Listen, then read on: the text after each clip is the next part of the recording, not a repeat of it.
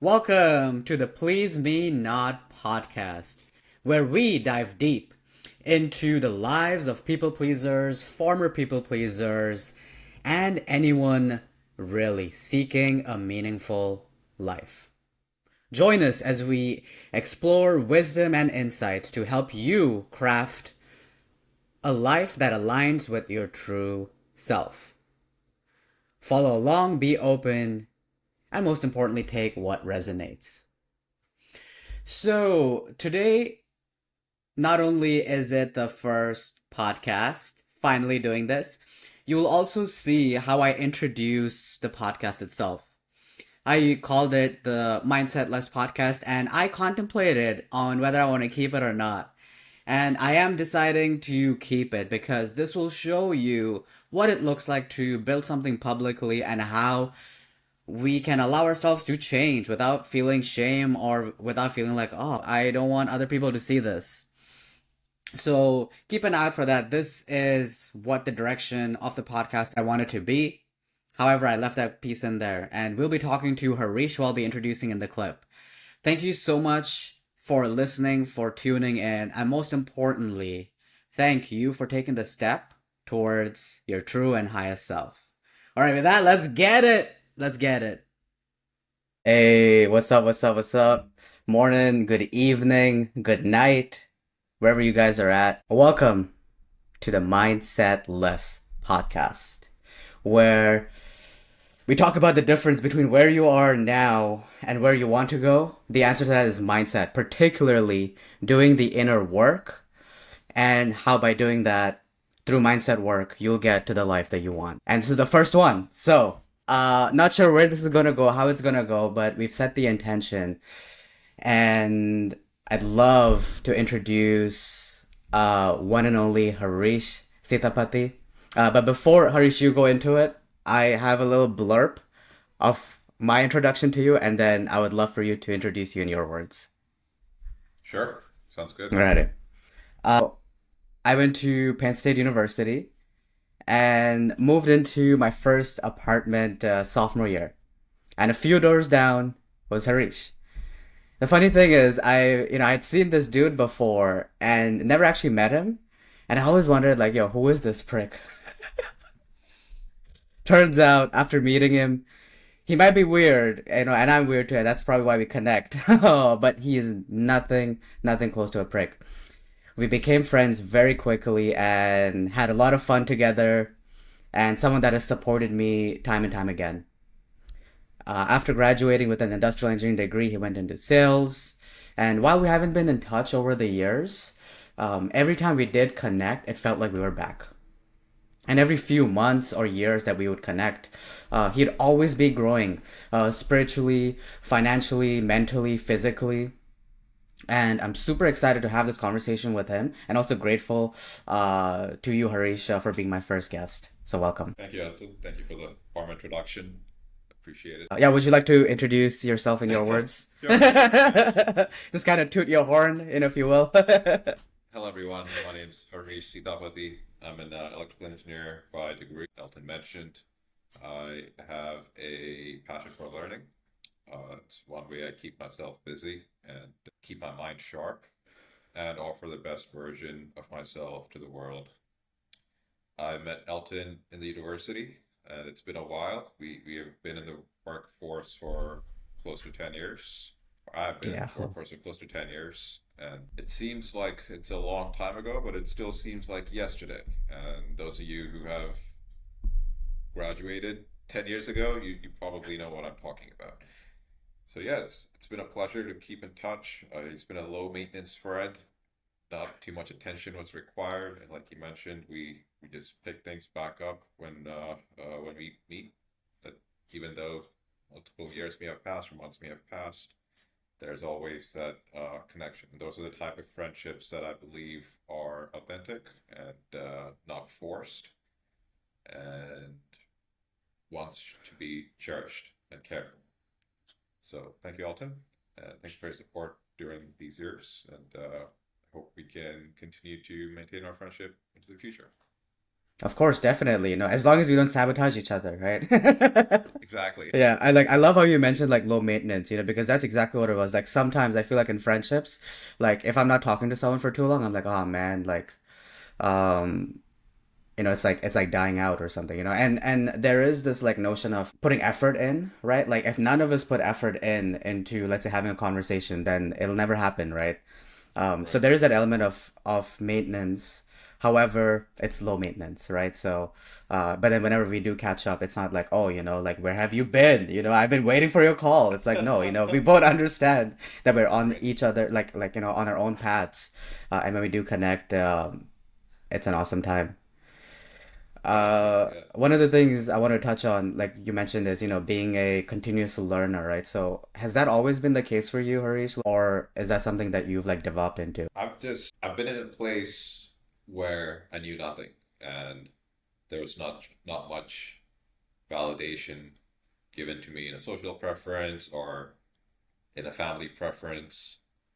And I also want to say that to a certain extent, it's just a an inner compass that guides me to be curious. I just have a question in my head, like, hey, why does this work this way? I want to learn a little bit more. If this was a learned trait or if it's something that I was just born with, but I have a curiosity towards the fundamental operating principles involved in anything. Like, may it be a person, may it be business, may it be financials, may it be machines.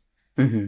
I'm just curious about what makes certain things work, what makes certain things be what it Mm-hmm. is, or certain people be who they are.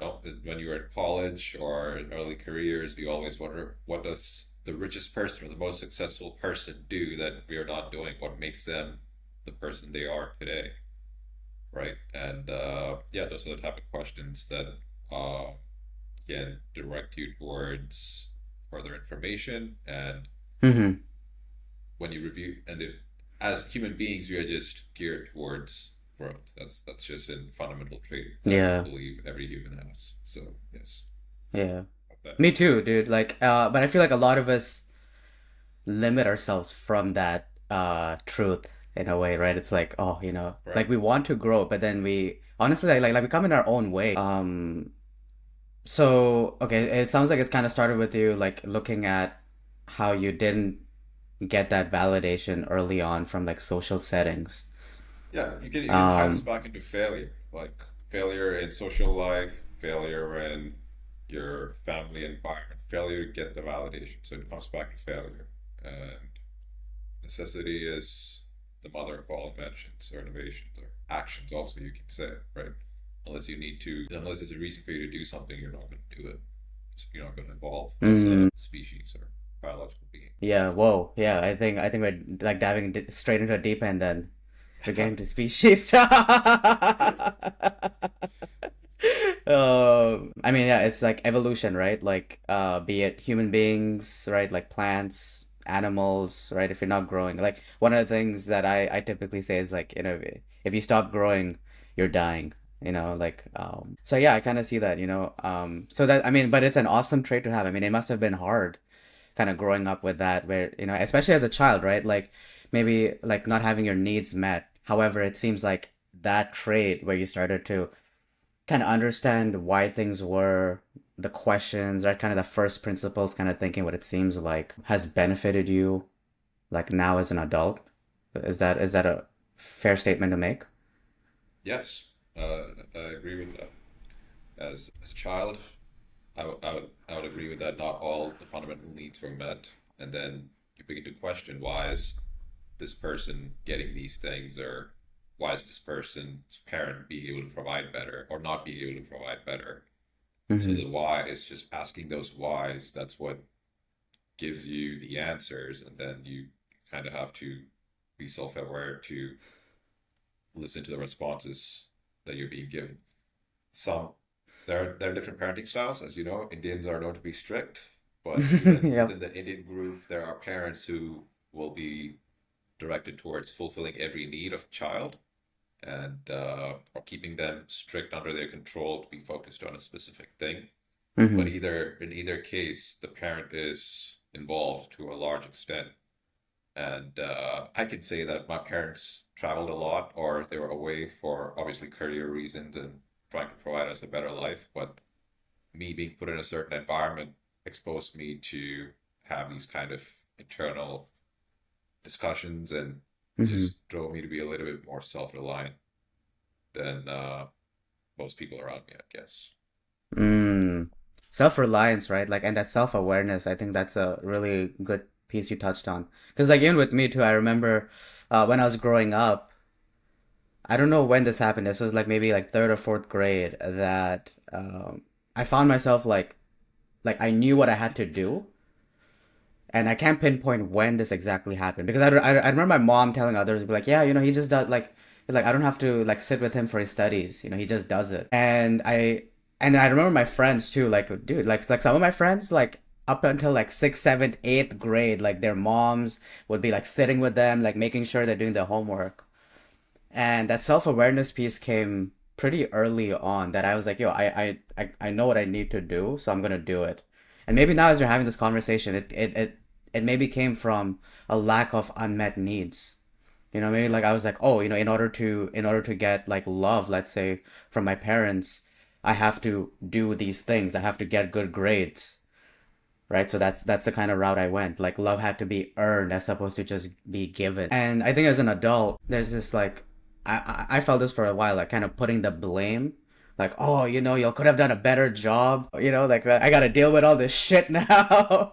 Right. uh Yeah, we do that. We tend to blame our parents for what they did not teach us or give us, but we completely turn a blind eye towards everything that they did teach us and give us. And I still do it today. I'm guilty as charged, right? It's just again, that's just human nature. You tend to focus more on negative emotions than positive, yeah, right?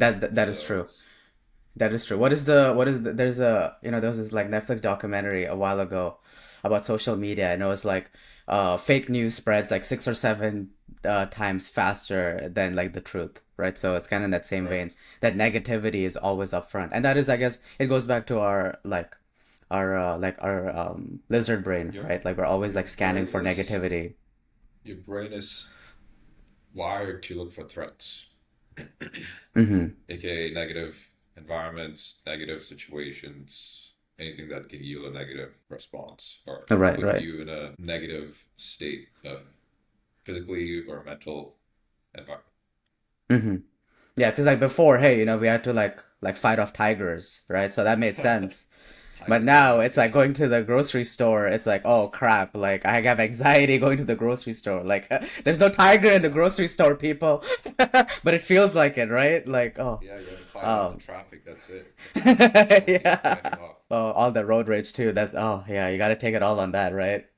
I remember, especially during the pandemic, my only interactions would be at the grocery store, and wow, like it was a chore for me to go through that, and it was like, oh my god, now I gotta talk to the cashier. How am I gonna talk to the cashier?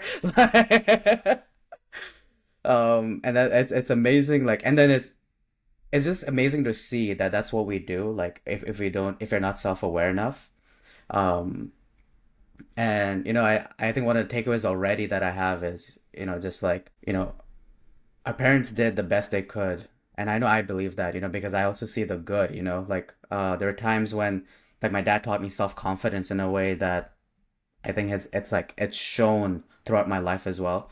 Even though like he left me here and there, he abandoned me every once in a while.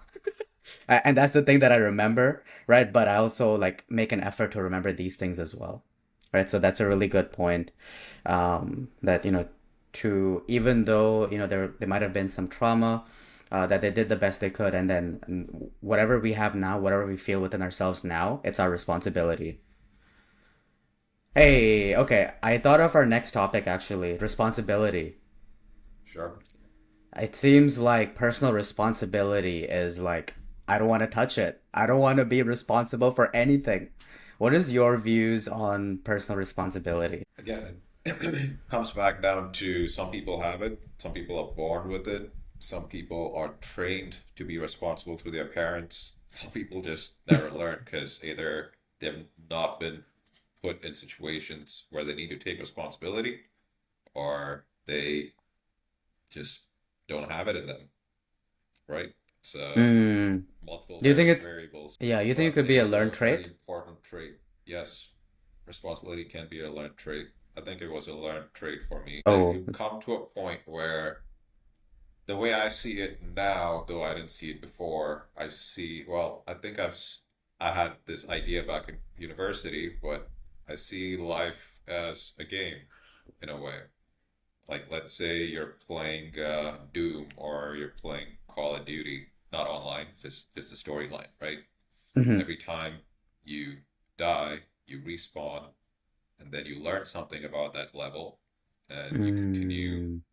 to overcome that level. Your brain develops a response to that failure mode in the game, right? It's the same way in life. If you develop a response to your failure mode, which can be responsibility, time management, self-care, whatever, then you can evolve to the next challenge, let's say. But if you don't, if you keep responding to that situation in the same way every time you're put in it, you're going to see the same failure mode. Mm. That's what we say, hey, you're never going to grow up. Some people may have a response to that failure mode, some people may not. And that's where you need to be aware enough to redirect yourself. So Wow. Yeah. here, this is responsibility we're talking about. So if you're being irresponsible, then you will learn a lesson. If you don't learn it, then you'll keep being taught that lesson through universal life or whatever you want to call Mm. However, in our culture now, there's this like there's a little more like victim mindset, right? Like these are the things that happened to me. This is what happened to me, to me, to me. Like why should I be responsible for this? it. Yeah.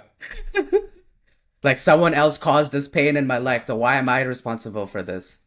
Yeah, I didn't ask to be born. My parents brought me into this world, right? That's Why right. didn't you guys bring me into this world, mom and dad? It's not my fault. It's your fault. That's This is right. your doing. Yeah. Y'all wanted the kid, not me. Right. True that. Again, True that.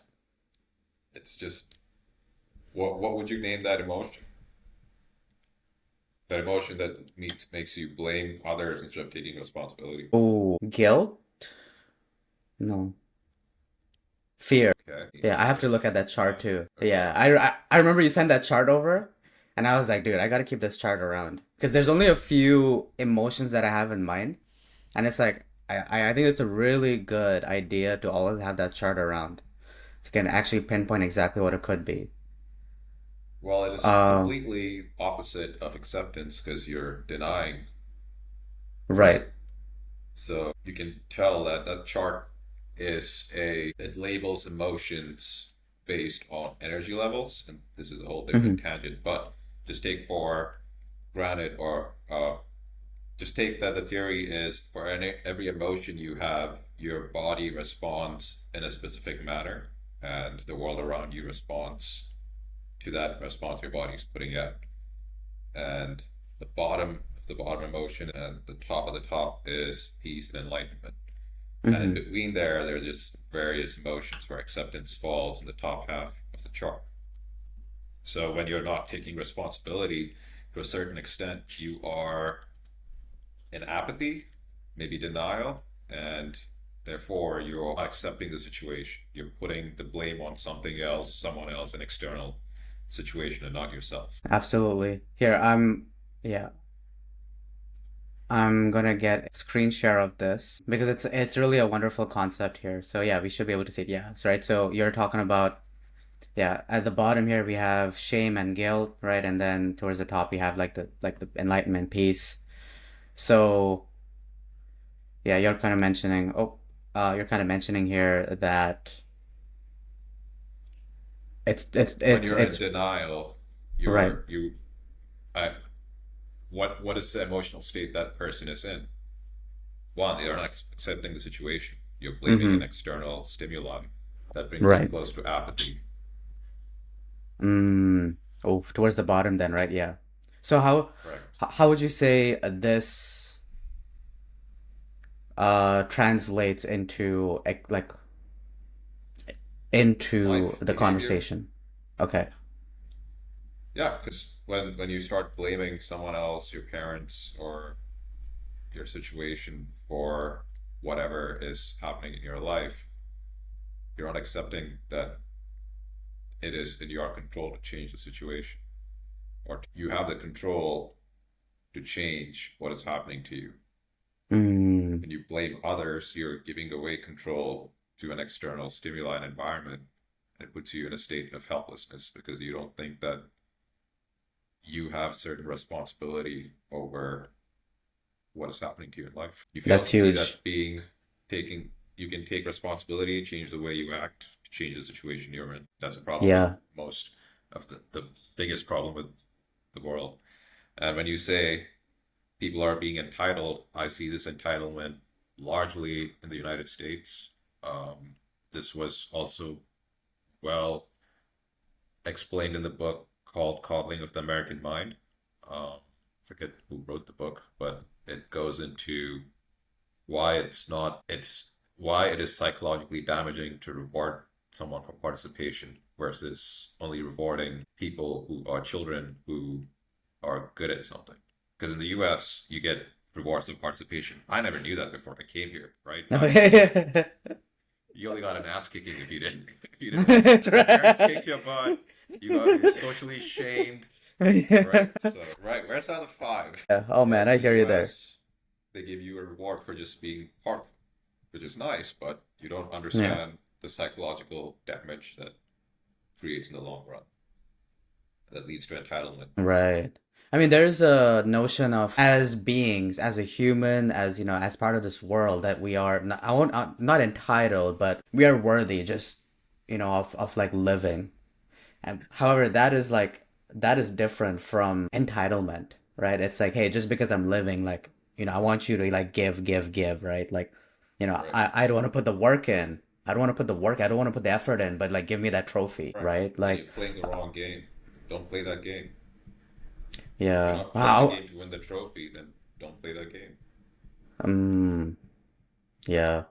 Well, now the trophy's been like, hey, I'm a victim, right? Because it gives And you attention. right. And But it gives you then, attention in a positive way. But if you're able to get attention by making a lot of noise for being a victim, you're gonna get you're gonna try to get that attention. You're getting attention either way. Yes, attention can be attained by either being good at something or totally sucking at something and making a lot of mhm, noise about it. But where is that taking you? What is next? Are you just gonna keep being more and more finding more and more reasons for being a victim, which is what is happening, yeah, right? yeah, yeah. And clearly it's not working, right? Because if it was working, if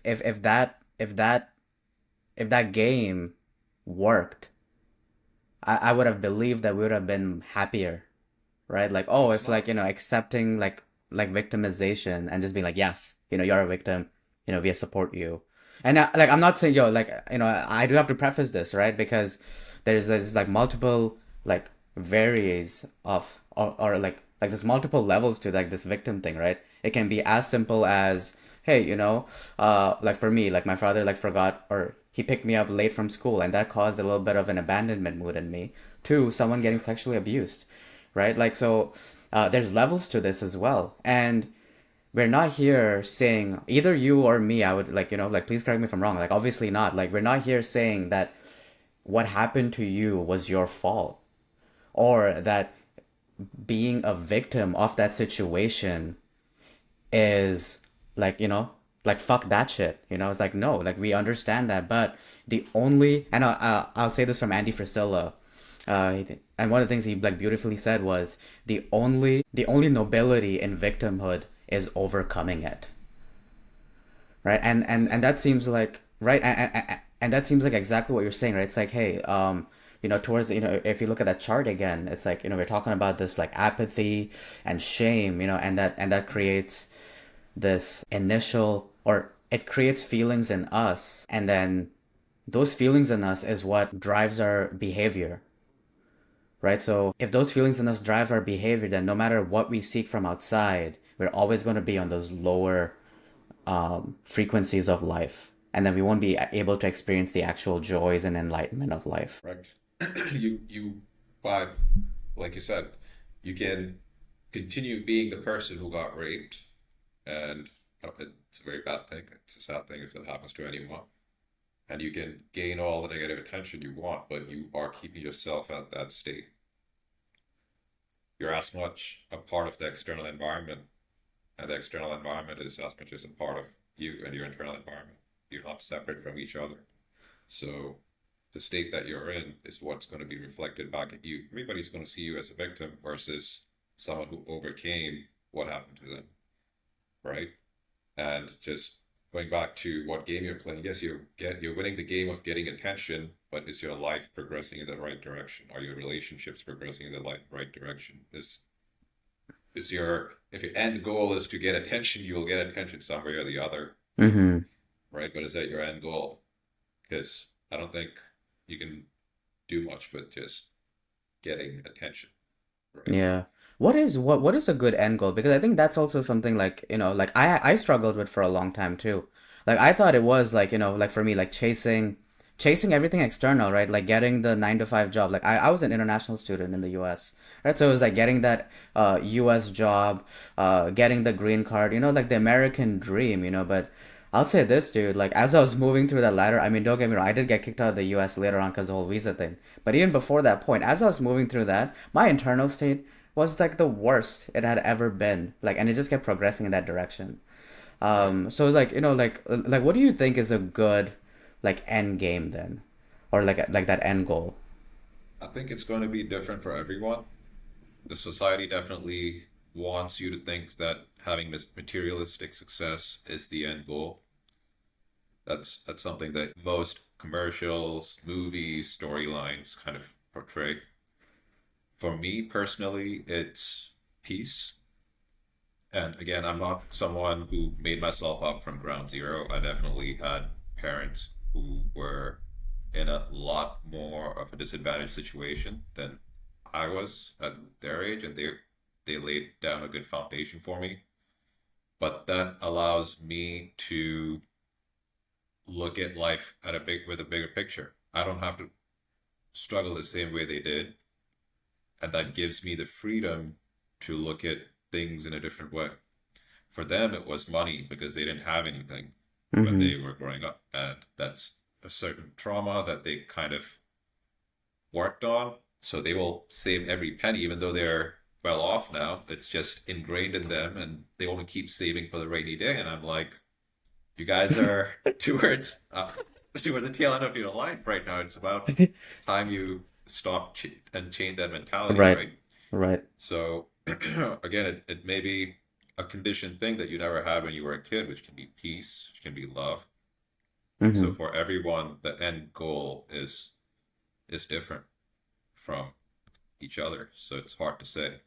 The worst thing that someone can do is not put themselves in a silent place and think about it with awareness and simply follow what everybody else is doing. Mm-hmm. Like you said, being an international student, financial security is a key thing. Your parents spent all that money to put you through school here, so you want to make them feel better. You want to make them proud. You want to give them a good ROI on their investment, let's say, one way to put it. Yeah.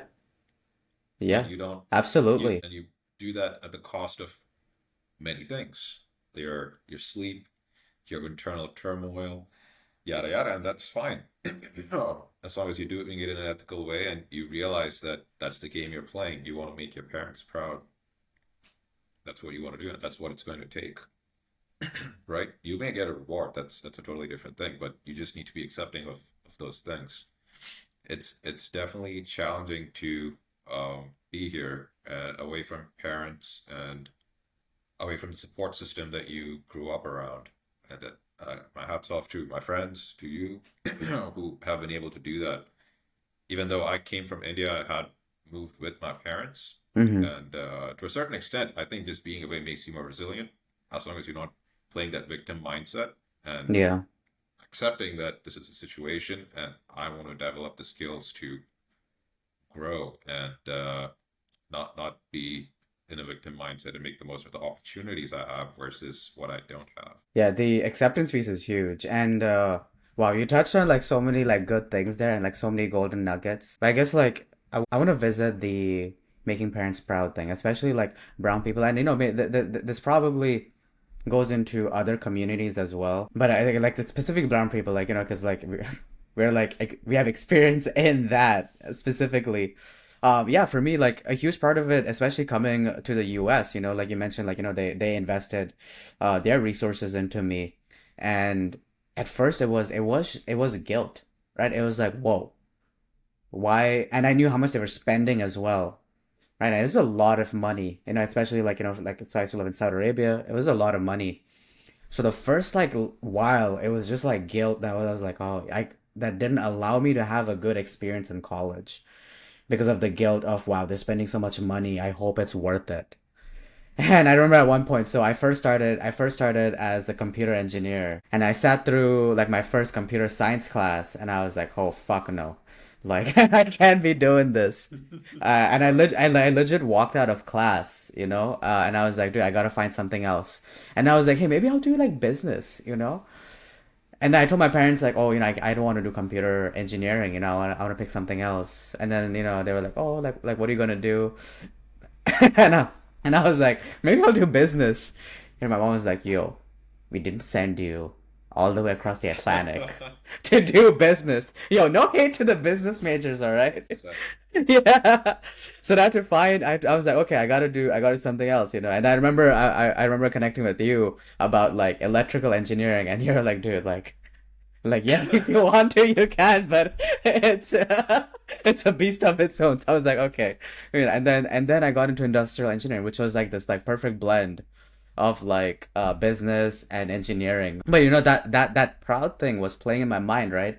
Like if I didn't have that, I would have been like, yo, okay, maybe business, but like I'm so glad I took the industrial engineering route because I get to call myself an engineer even though I don't do anything engineering related. And I feel engineering like, is just.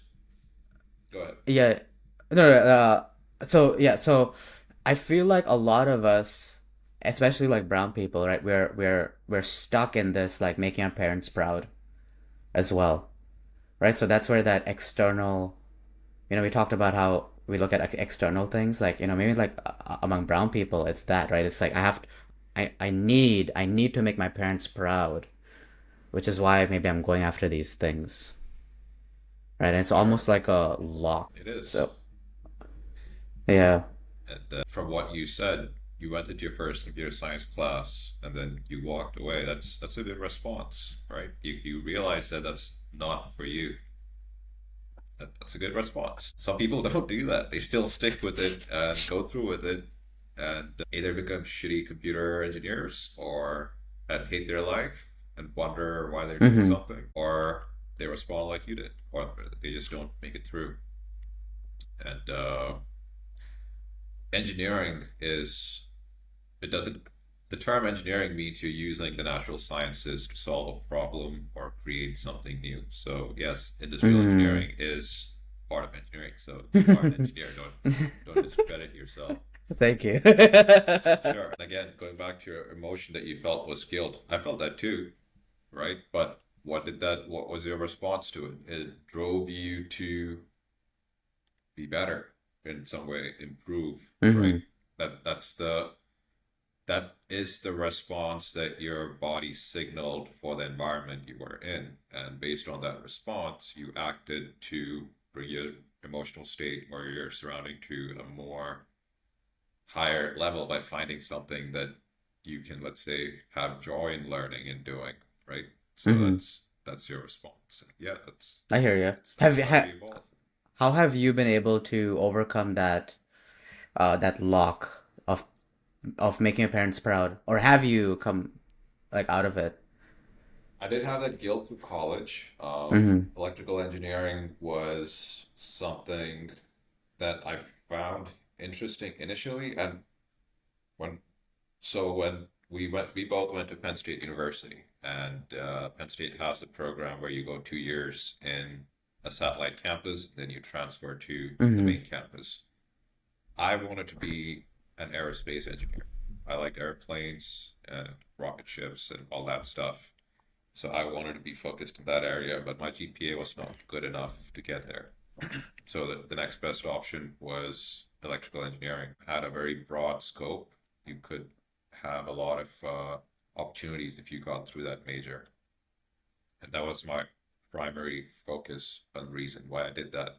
And I did go to my first electrical engineering class, and I was like, what the fuck is this? Right? Going Yeah. from a satellite campus to main campus is a totally big change. You go Oh from yeah.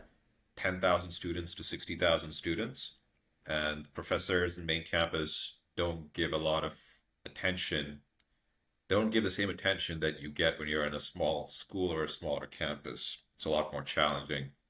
So I took the initiative to set up extra time with the professor, the TA, or whoever to understand what's going on. A lot of people get afraid and step back and just leave, or you can find a way through, put some time in and try to understand something. So I think I did the latter.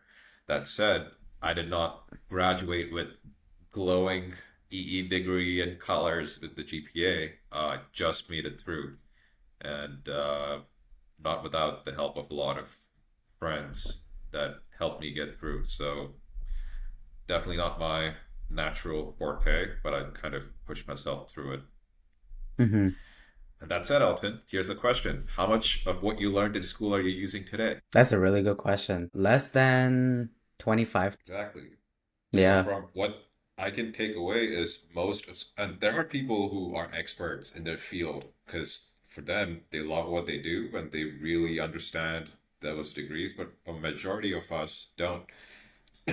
We just kind of enter work, we enter the workforce and we get pulled into different directions where you're able to express your skills and identify and create your own little area of expertise that you Hmm. grow in. Yeah, So yeah. No, I hear you. Like, mhm, yes, yeah, go ahead. a lot of schooling is just teaching you how to think. So being in engineering school teaches you how to look at problems in a specific way and it creates a certain thought process. You need to have a certain kind of introspective thinking to be an engineer. You need to have certain math proficiencies. You need to have certain understanding to geometry and all the other areas that come into engineering. There are a lot of people who suck at being an engineer but are exceptional artists. So like Hmm. artists are a beast of their own, right? So Hmm. you just need to expose yourself to different environments and see what you can do best and what resonates with I definitely agree with the piece of like it's not necessarily what I learned directly from college, but it's like, like in your it's like that thinking piece, for example, right? Like the actual knowledge, like actually going to class and stuff, that's what it's like less than 25%. But it's like I know right now a lot of the conversation also is like, hey, should I go to college or not, for the people that are deciding that. And I'll say for me, like I do not regret that decision at all. Even though the information that I gained was less than 25%, the experience was immense. Like the other skills that I learned in college is what's propelled me as well. you. Like Sure. in industrial engineering, it was just like it was very like efficiency was like shoved down our throat. Right? So like that concept was like always in my mind as well. It's like how can I maximize any like experience? Like just zooming out completely. How can I maximize anything? Right, to the best of its ability. That's a like, that was an industrial engineering principle. Another one is like some of the skills that I learned. One was like so one of the bets that I took in college was, hey, let me immerse myself in clubs and organizations, right? Because like I was coming from like I was fresh off the boat, right? Like I was as fresh as I was like dripping in water when I came to Penn State, right? So it's like Well, how can I assimilate into American culture? And one of the bets I took was I'm not going to do that through academics. I'll do it through clubs and organizations. So the skills that I started learning, it was like public speaking.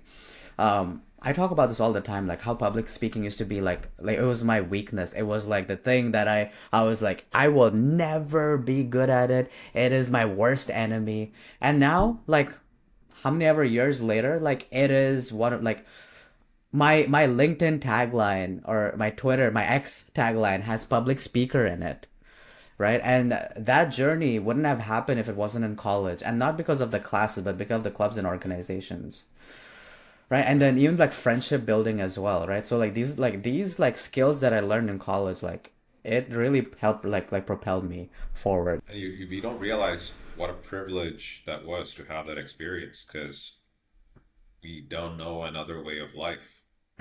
It's not until you go to other universities and you see how small they are or how much they lack in the infrastructure that Penn State gave us that we may finally realize, okay, the opportunities and the learning experiences we had was immense. It was unique. It was a privilege. And just to go back to college and whether people why nowadays kids are wondering if they should go, one, it's the cost of going to university. I Mm-hmm. personally had the blessing of not having to take that on. My parents took it's a lot more expensive. At the same time, the information that you learn is available online.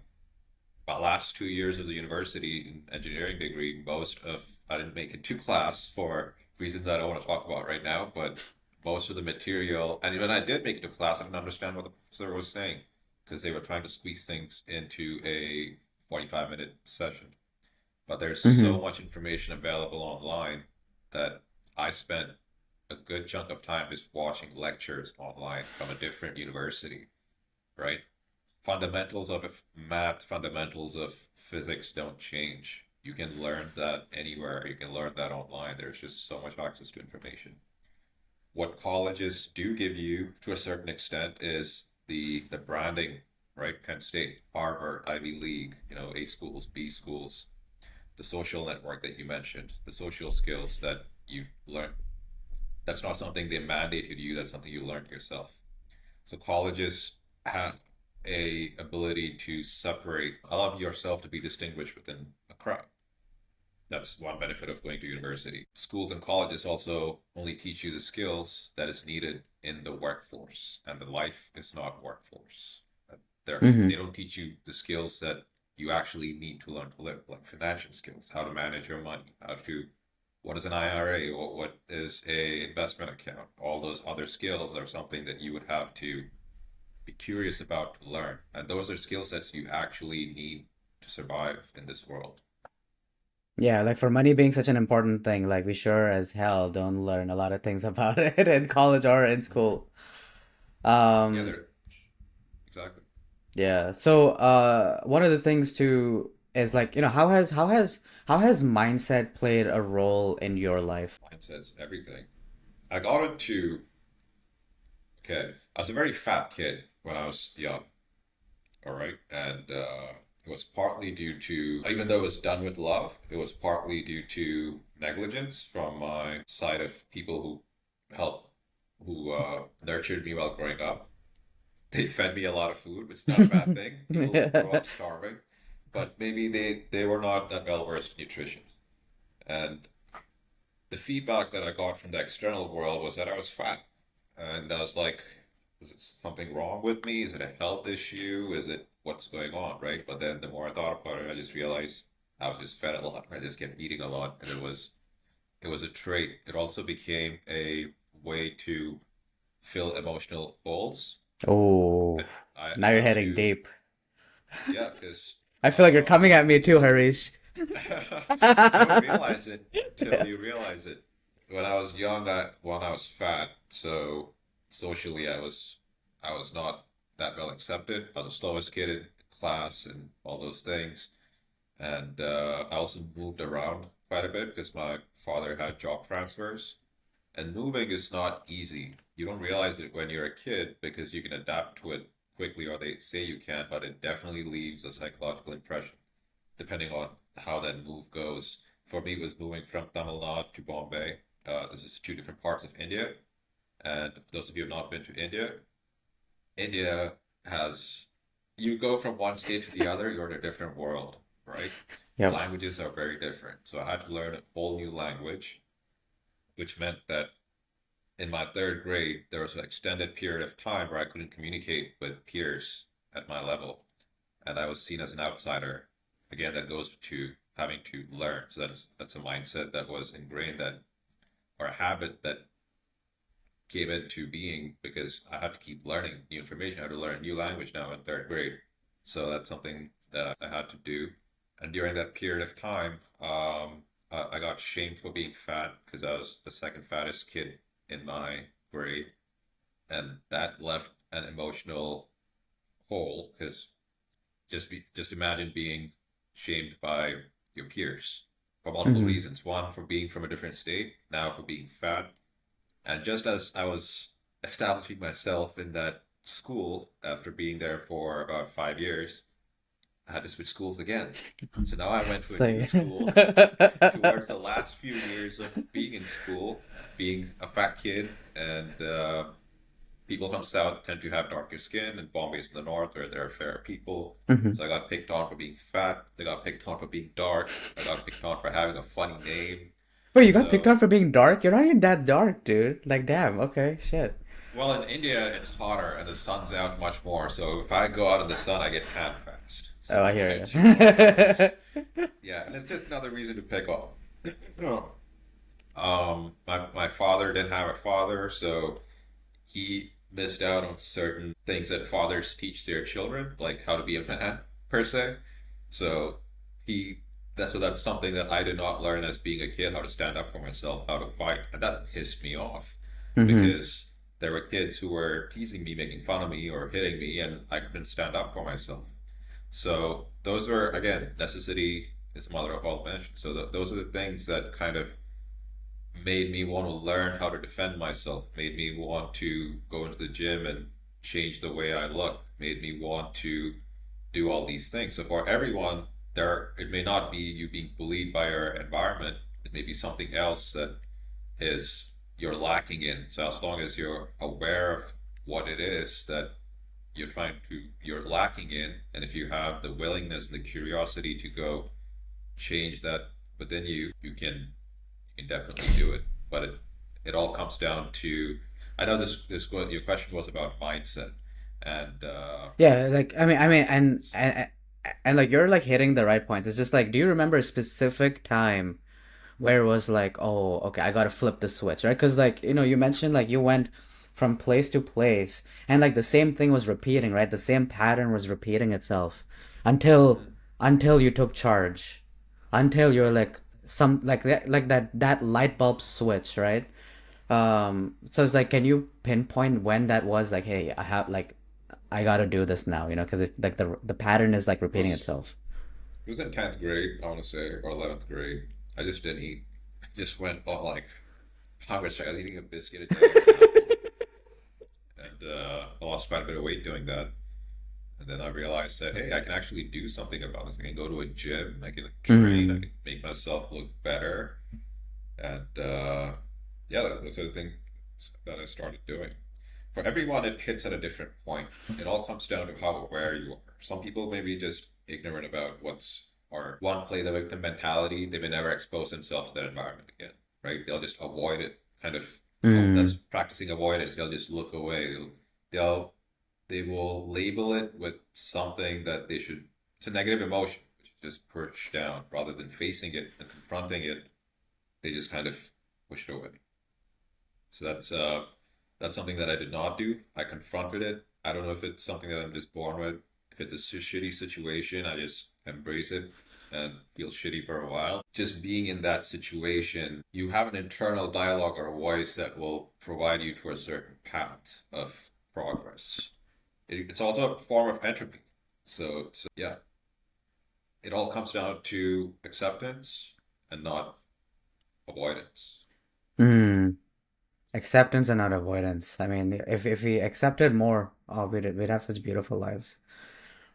So, when you're going through a hard time, a difficult time, now, like maybe more so now as you've like gotten the tools to do so, how do you kind of go through that when you're going through a difficult time? When I'm going through a difficult time. Again, it just comes back to acceptance, right? You need to make space for that, whatever it is that you're going through. Do you have certain And you, tools and how you accept? well, I don't know what to do, but I can tell you what not to do. Hmm. Don't overindulge yourself. Don't drink, like, because you're just trying to numb yourself. we've all done that. When you have problems, you reach out to your crutch, maybe drugs or alcohol or video games or food. Mm-hmm. Don't do that. Just just Oh, make food was room huge. for I that. mean, like, yeah, it's like sorry to interrupt you there, but yeah, like food was huge for Sure. me. Yeah, Yeah, yeah. it still is for me. And like I said, as a fat kid, so I'm still a fat kid by heart. Yeah, But that's right. those traits and habits within me, they're not disappeared. I've just learned to make room for them. And oh, the fat kid in me is like, oh, cake. I want that cake. But I'm like, probably not today, but I'll make room for it another day. No, self-discipline. But That is wonderful. yeah, but it all comes down to acceptance, making room for whatever shitty situation you're in. You don't deny that emotion. You don't resist that emotion. Let that emotion flow through you. Because every time we take drugs and try and numb ourselves, you're resisting whatever it is that we're going through. We go talk to people from person to person, hoping to hear they say something that will resonate with us.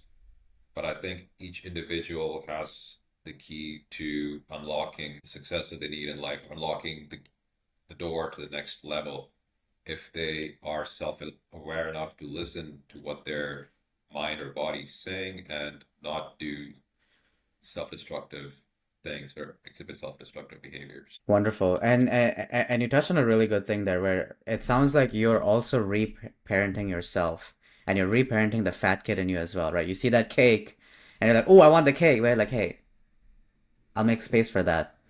Right? Like maybe not right now, right? And then perhaps eating that cake later, maybe, or eating Yeah. a bite from that cake, when the time comes. A key part is I've read a lot of material and books, podcasts. Psychology is one part that everybody just sucks in unless you pursue it as an area of study. You need to Mm-hmm. understand how your brain works. It's a machine, right?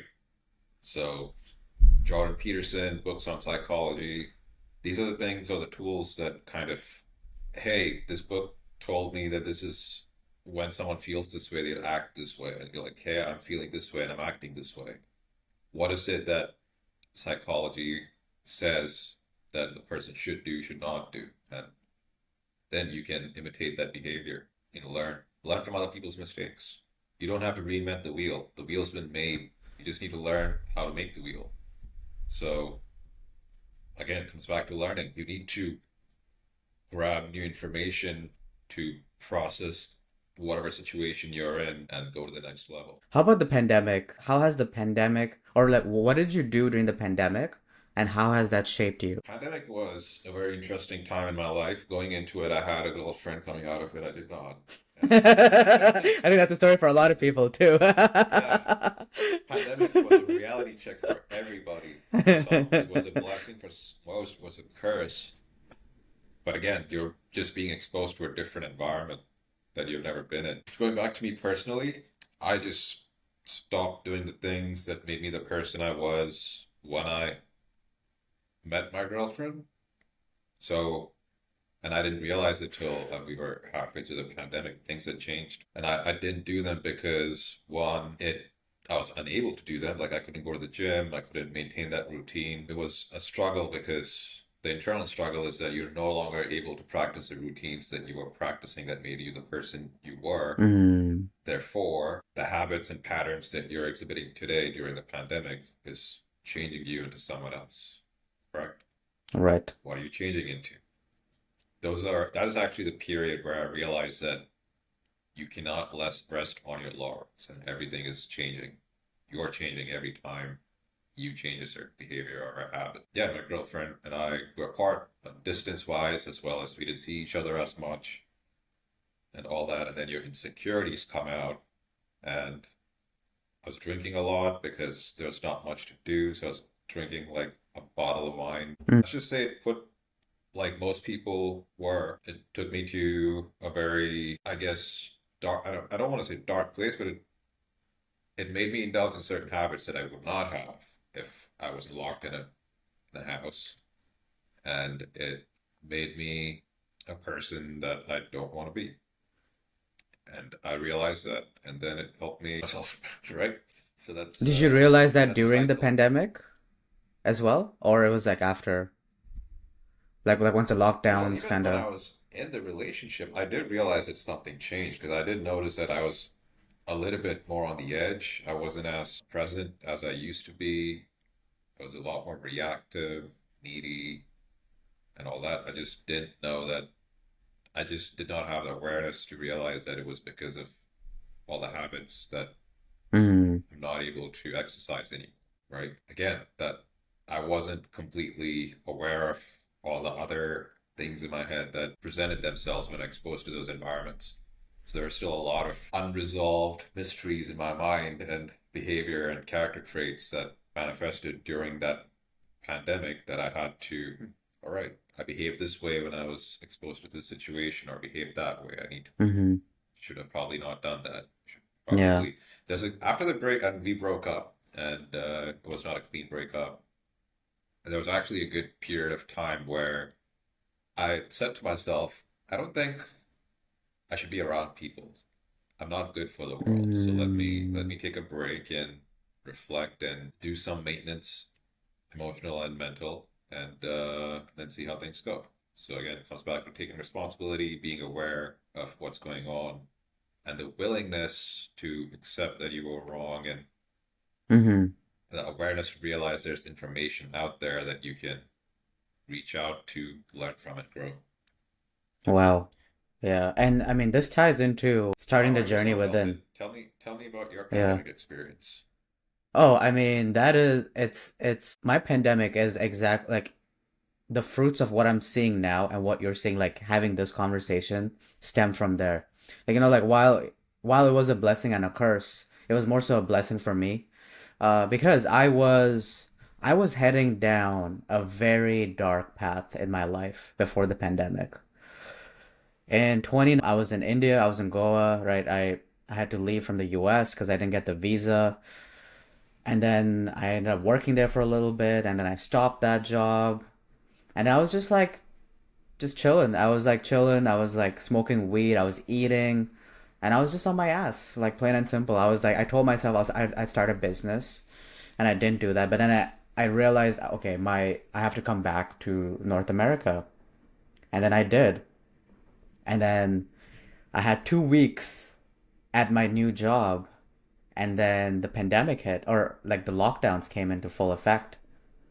And I remember it was like, at the office, they were like, oh, we're like, you're just gonna go home for 2 weeks, work from home for 2 weeks, and then we'll come back.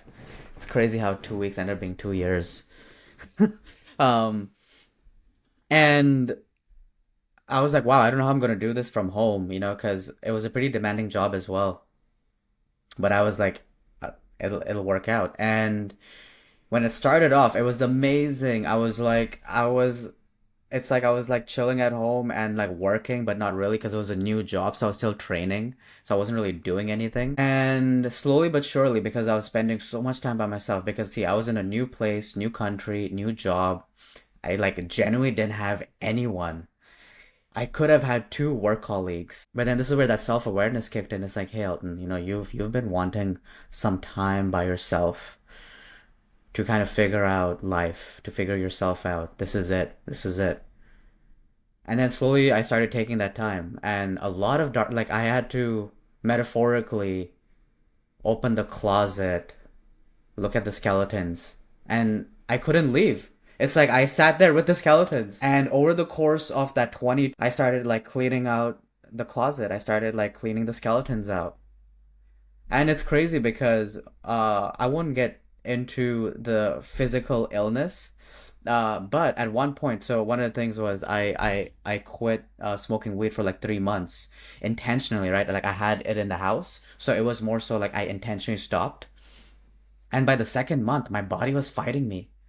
I started having like actual physical illnesses, and at first I As was a like, oh response wow, for not smoking weed. I believe so. It was a response of me going in a different direction in life. And my body was like, no, these are your coping mechanisms. This is your life, right? Like how I started to view myself changed as well. And it didn't How change long were you overnight. smoking weed before that? Oh, like, I mean, my weed journey has been like, I started at like 18, 19 when we were in college. right? And at Since your that freshman point, year. yeah, since freshman year. Since freshman year, second semester. Yeah. And at that point, before I stopped, it was like every day, especially during the pandemic. It's like I had to go through the darkness in me. Not like every day, it was like two or three joints. It was food, ordering, takeout, masturbation, right? Like left, right, like every day or every second day, And I thought that was like normal, right? I was like, hey, there's like not much to it. And all of those things, slowly but surely, I was like, okay, I have to start working on these things. Like first, like the reason this is the case is because of how I view myself, which is based on how others viewed me and I accepted it. So that was the premise. And I was like, did I like that? And I was like, no, I didn't like this. So I was like, how do I change this? So it came from affirmations. And when I first said affirmations, like, I am worthy, it's like, no, you're not. That was like the rebuttal. Right? So I was like, oh, I'm just gonna do this. I'm just gonna do this. And that is where like my journey of like looking within started. It's like I will say I'm worthy, and then I'll do an action. My first 3 months, because like the fat kid. I mean, like I still got like visible fat on me as well. Actually, like right now it's the opposite. It's like my internal state is one that's like the fittest he can ever be. Like got the 6, 8 pack even, and I'm aspiring towards that guy.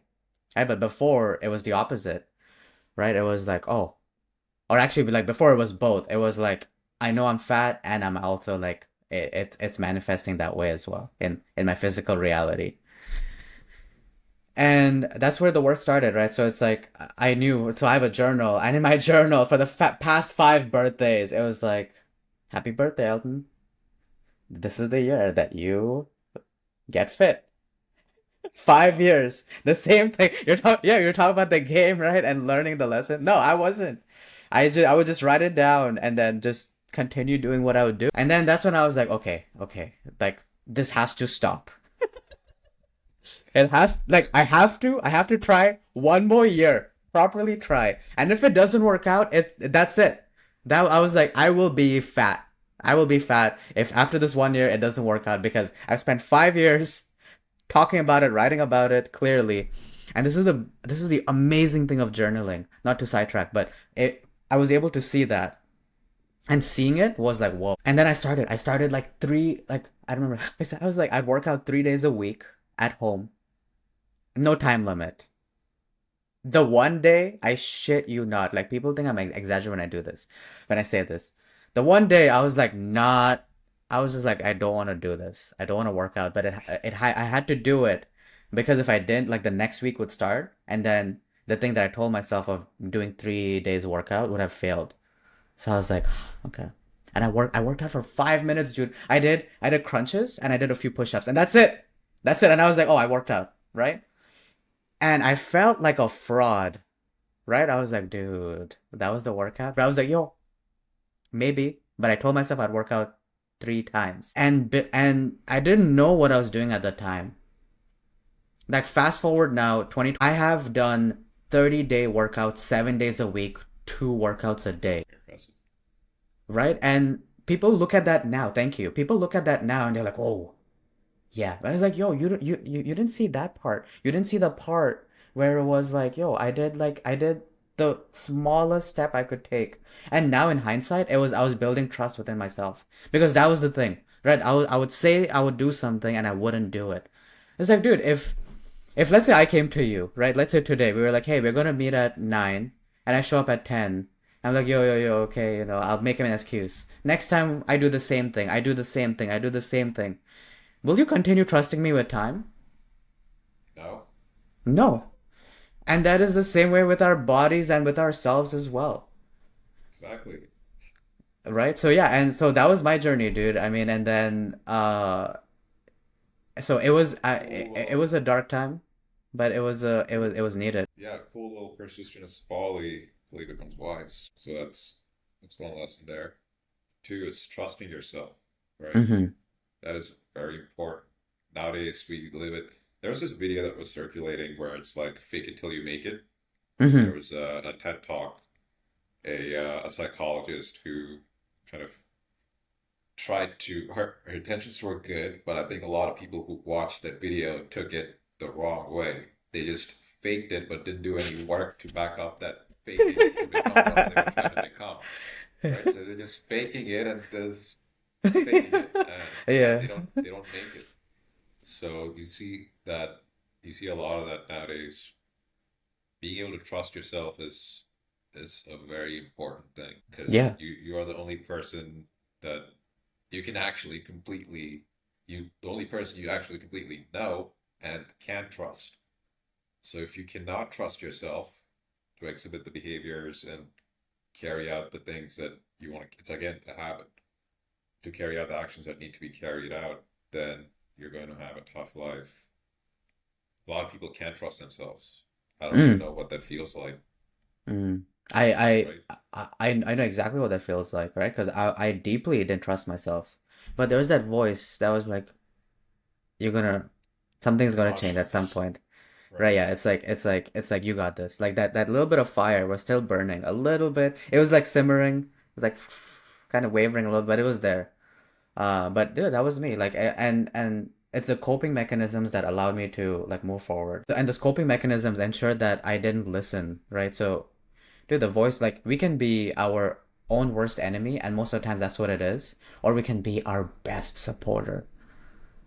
Yeah, So, for you, so it seems like as part of it, as part of that pandemic kind of coming out, one of the beautiful things you said too was you decide like you learn that you're not good for the world and perhaps not even for yourself. So like you're going to take the time to do what you have to do. A lot of the times people actually say, "Oh, I'm not good for the world, but let me use other people so that I can feel better." And yeah. and that is maybe not taking responsibility. So that's an amazing thing you did there. And that is your journey, it seems like, of going within.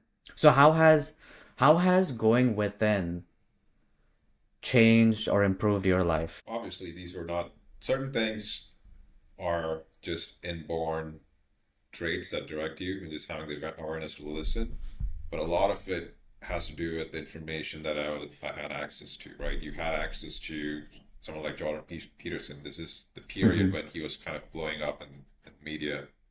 He he had really good talks, 12 steps to or 12 rules of life. So I actually try to understand those rules and apply it in my life. I learned about how the traumas that your parents have and the thought processes that your parents have can carry on to you, Mm-hmm. and certain behavior patterns that parents exhibit that can be injurious to your children. So those are it was me reparenting my parents with feedback. I'm like, this is how you guys think. This is what makes me the way I am. This is how you guys should, at least not you should, but these are things that you need to address and pay attention to because this is not the right way to do things. Yeah, your parents may be rich and successful, but that's only materialistically rich and successful. Are your parents emotionally rich and successful? Do they have a good marriage? Do they have good friends? Do they have good health? You need to look at the full picture. Just having money does not make you a very successful person. It makes you Mm-hmm. successful situation on all the other things that go into life, right? Life is not just money, it's health, it's relationships, it's mental peace. So there are a lot of things that go into it. So yeah, that's where I started to get a more holistic approach towards life. I tried to focus on those aspects instead of just focusing on work or focusing on the stock market instead of treating people who are not engineers and intelligent at my level like shit. I kind of respected. I used to be arrogant. Just put it out there. And I used to judge people by their qualifications. It's something I got from my parents. So it was a learned conditioning, but I had to become more aware towards the fact that it was not the right way to live. And they're just because they are not good engineers or well educated does not make them an inferior being. They're probably more emotionally in touch with than you are, probably healthier than you are, probably emotionally healthier than you are. And that's where I was humbled to the fact that I need to be more respectful towards everyone and not judge them based on their qualifications, wealth, or external attributes, good looks, bad looks, things Mm-hmm. like that. And I stopped being reactive or started paying attention to when I was being reactive. And then it's a dialogue that goes in within you. Why are you being reactive? Why are you repulsed against this person? Why do you have this emotional response? Is this something they're doing? Or is this a learned trait or behavior that you haven't addressed within yourself that you're expressing? Yeah, so those are the things that I paid attention to during coming out of the pandemic and working on myself to um, being a more stable and, let's just say, making a newer version of myself, right? And it's been good so far, Yeah. and a lot of work still to do, but in the positive direction. Absolutely, absolutely. And thank you for sharing. And the beautiful thing about the work, is that it shows. You know, you talk about like fake it till you make it. Like I have a different like viewpoint on that. That's okay. But it's like, you know, you can What's your fake it till you make, viewpoint? but like mine is more belief. I think that's the direction that I'm moving in as well. It's like I believe, right? It's not fake it till you make it. Like I believe that it'll happen because I asked for it, and I But just you need have to do to the act in work. the ways. Exactly. We're doing the That's work. that's the Yeah. point. Yeah. Belief and work. Yes. Yeah. Right. I just never liked the, I mean, I subscribed to that initially because it sounded so beautiful. You know, fake it till we make it like, oh, yeah. But then it rewired something wrong in me as well. Because then that fake thing, it transcended in like in a negative direction.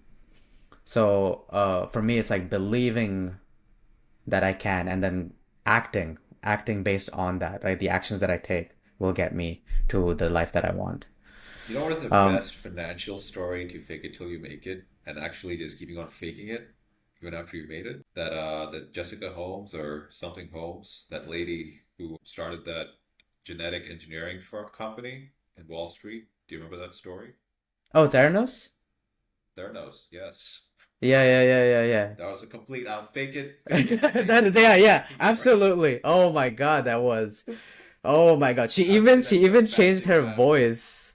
Yeah, Yeah, yeah, like that was oh yeah, everyone bought in. Everyone bought in. That oh man, there's like yeah, there's so many examples. But yeah, absolutely, like that was huge. Yeah, and but then hey, the truth comes out, right? Like that's the thing, and the work will show, and that's something I just want to take a moment and appreciate. Like, you know, one of the things that you mentioned earlier in this conversation was, you know, like you kind of going after that peace, you know, pursuing peace. And when I have a conversation with you, I feel it, right? Like I feel like that's where the work shows, right? Like I can feel that peace that's like emanating out of you as well. thank you, Elton. And Yeah. likewise, you've put in a lot of work into yourself too. Look at where you are now. From an introvert to someone who is doing a podcast and like trying to make influence other people's lives in a positive way. That's a good step. Yeah, who would have thought, right? Who would have thought? I wanted to, so I do have a segment on you specific, but before that, the one question I have, so, you know, people will say, you know, like they'll give excuses, right? They're like, oh wow, you know, this dude's figured it out. And, you know, for those of you that don't know you physically, you know, you're this like super tall, 6+ feet dude, right? Good looking guy, right? Which is maybe why I thought you were a prick, right? Like my own insecurities came in at that point. So it's like, you know, this Wow, guy, you Elton. know, yeah, this guy has it figured out, right? Like, okay, he's like, oh, he's feeling that he has that peace because of these traits that he has, these physical traits that he has. So, what do you like? What can you say to them? To people who think I have it figured out because of my physical traits, Yes. nobody has it figured out. If they had it figured out, they'd be God. They wouldn't be here, right? Every time I've thought that I've had everything figured out, that's when I get kicked in my ass by something or the other to tell me why I don't have everything figured out. So don't ever think that you're better than someone or you have things figured out. I'm not going to deny that I don't have a voice in my head that kind of makes me or talks to me saying, "Oh, you're better than this person," or "You're better than that person." You need to be able to control that voice. I know a lot of people have it in their head. Mm-hmm. A lot of people just believe that. You can see it in their behavior and how they treat people, and that's how like most tyrants are made. There's this one guy at work who has a statue of Stalin. For Stalin, if you don't know, he's a communist, right? That's how communists are made. Like that's a superiority complex, Oh, and That's like close to having Hitler as like as a figurine. Like, Yeah. And this guy is, maybe I shouldn't talk too much about it because you never yeah, know. yeah, we But like, anyway, yeah, oh, so nobody has it figured out. And don't ever think that someone is better than you are. They may be in a better place than you are, maybe because they did their work. That just means that you should see that as motivation that, hey, I can get there if I put in the work, right? It's much easier said than done. hmm. The way the world's going, it's definitely becoming a lot more challenging. The case of United States, things are just becoming more and more challenging to an average person, to the new generation. I'm in Mexico right now, and I've been away from the United States for about a month, and I've been visiting Mexico often for work. Mexico is maybe considered a third world country, even though it doesn't feel like it. Technology is there, people are nice, food is amazing. Oh I've just been yes. able to get a different perspective on the American life, and it's not what I wanted to realize, but it's a realization. Wow, that's America is definitely becoming more challenging to an average person. It's becoming geared towards, it's going towards the towards an extreme of capitalism where everything is just focused on money, and there's just being a blind eye turned towards mental and physical health. absolutely. Simply, Wow, and that's a amazing like realization to have and actually accept it, right? Because like like you and your family moved to America for a better life, and then now you're kind of for a better seeing, life, yeah. and then you're seeing that Right. kind of a little bit somewhere else, right? So, well, And I'm my sure life however here in, it'll work out well. well, let's see how it goes. But yeah, my life here in Mexico in the last month has been very good, to say the least. I just don't feel shitty like I used to feel while being in the US. That's the best way I Wow. can sum it up. It's Yeah. I feel like I just said this to my parents the other day. I'm like, the US is starting to feel like a materialistic prison. Yes, there's good materialistic quality of life, but in terms of emotional quality, connection, not there. It's very limited. There's a lot of division in the country, especially right now. Mm, that's right. Food quality sucks. Food quality just fucking sucks. I can't believe that a country like that would let their standards drop so low. And it's all driven by capitalism. It So is. It it's is. yeah, So, Harish, what life do you want? I have the life I want. I just need to find a way to maintain it. Getting what we not Mm, want is a very first small step of a challenging task. Maintaining it is and growing on it is the most hardest part. Like what getting super actions? fit and a physical body. Yeah, you can work out the first 3 months and get the six pack abs, but you know how many people I've seen just get super fat after doing that?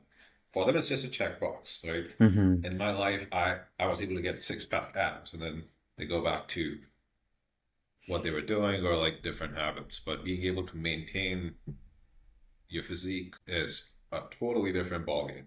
Year after year, through the injuries, through the dropping physical testosterone levels as you age, through the stress and responsibilities that come into your life, if you're able to maintain a physical fitness, that shows something about your mental stability and endurance um, that attributes towards you being able to maintain your physical aspect. So mind and physical go hand in hand. What actions are you taking towards this life that you have that you want? Just trying to be present, being aware of the different variables that are influencing my life. It can be the alcohol, drugs, even coffee, medications, mental states, people. People are a big aspect. Here's the saying: be careful who you bring into your house, because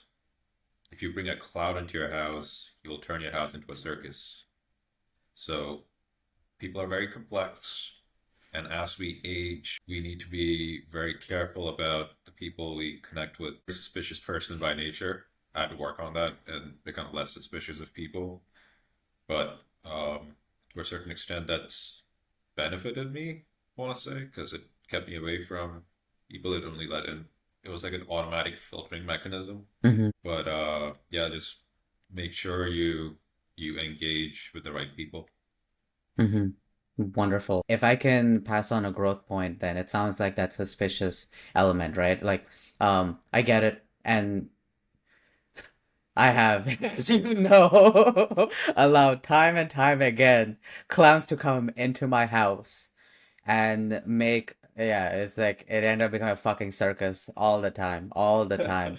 But in those, like, I'll say this, in allowing the clowns in, I've also brought in the angels, and it's worth going through the pain of figuring out some of the people who are clown.